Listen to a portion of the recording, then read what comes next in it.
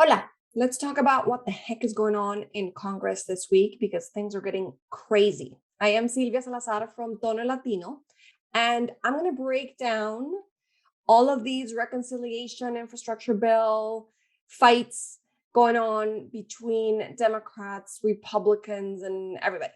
Okay? The discussion going on about these infrastructure and reconciliation bills is pretty important. Now, all of this is also happening on the same week as Congress is trying to prevent the government from shutting down because the funds end at midnight on September 30th. So people need to figure out how they're going to either extend the funding or get ready for a government shutdown, which we know what that is like. It's an absolute nightmare. But at the same time, they're negotiating a couple of things.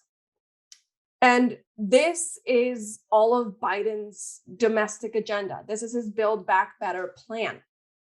It's also a huge week, very, very important week for House Speaker Nancy Pelosi, who has been in Congress for 44 years. So we'll see how she manages everything that's going on.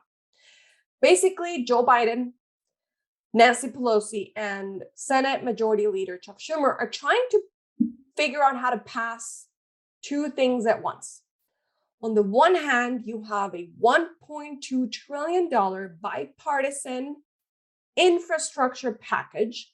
And on the other hand, you have the $3.5 trillion reconciliation bill. Now, this $1.2 trillion bipartisan package is the traditional infrastructure you think about. Roads, bridges, internet expansion infrastructure, making sure that the existing structures can, stand up to climate events, all of that stuff, okay? And all of the Democrats in both the House and the Senate are on board with this. And even some Republicans, both in the House and in the Senate. So it's a bipartisan bill. A lot of people are in favor of this. Great. It will cost a ton of money. It would be like the biggest investment in American infrastructure. This would have enormous impact. So the tricky thing is that, like I said, the Democrats are trying to also pass this other $3.5 trillion reconciliation bill. That one is not as popular, but it includes some really important things. It's not as popular in Congress, but is very, very popular with the American people. It includes things like lowering drug prices, offering 2 years of free community college, investing $200 billion into universal preschool, giving away 12 weeks of paternity leave when you have a newborn baby, expanding child tax credits, expanding Medicare, etc. It could help a lot of people, but it's a proposal of $3.5 trillion.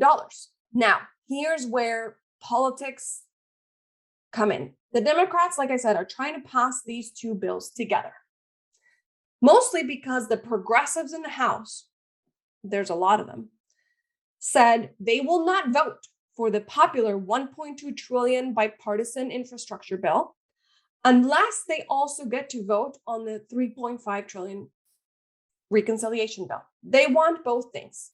To be honest, the bill doesn't have a lot of the things that the progressives want. They're trying to pass something that goes with Joe Biden's Build Back Better promise.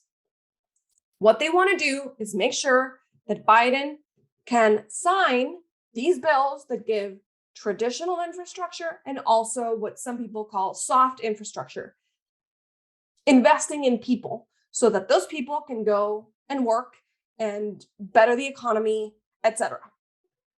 Because how do you expect a lot of parents to work if they have no childcare, for example? Okay, so the trick is that the progressives are saying they will not vote for the bipartisan infrastructure bill unless they get to also vote for the other one. The good news is that since this has to do with budget, it cannot be filibustered. Filibustered? Is that a verb? So the Republicans cannot say that they will filibuster this bill, meaning they cannot demand that 60 senators be on board with it. They could pass this with a simple majority. So technically, if you get all the Democrats on board, 50 of them, this thing could pass. And that's where we run into some bad news, because we have two Democrats, Joe Manchin of West Virginia and Kyrsten Sinema of Arizona, who are opposed to this bill. They don't like a lot of the things that are on this bill. Kyrsten Sinema, for example, is opposed to the lowering drug prices piece of this bill, which is interesting because that is something that she campaigned on. And recently we found out that she's getting $750,000 in donations from Big Pharma. So maybe that has to do with it. That woman makes my blood boil, so we're going to move on.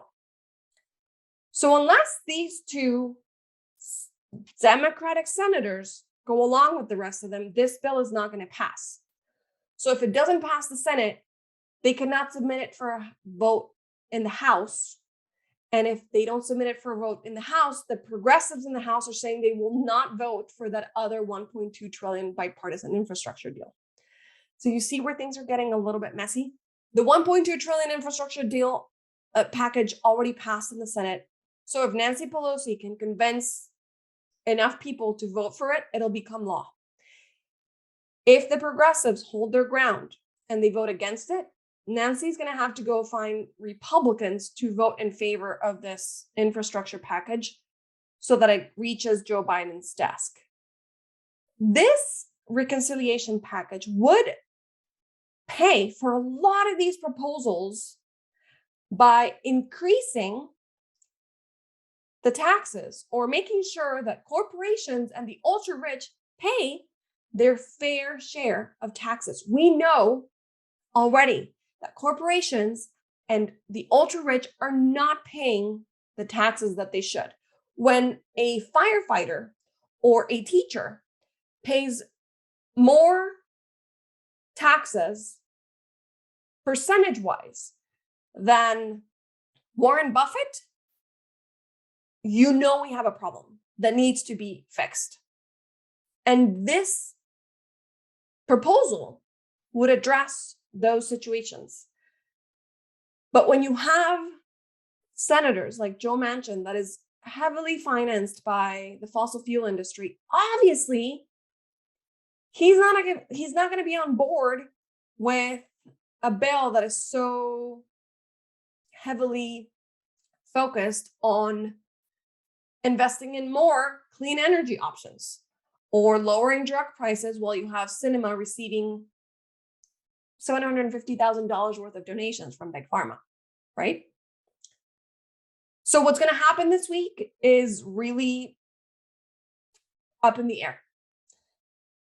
The progressives hold that leverage of saying to Nancy, we're not going to vote for your $1.2 trillion package unless the other one passes. And the other one is not going to be up for vote in the Senate anytime soon that we can see.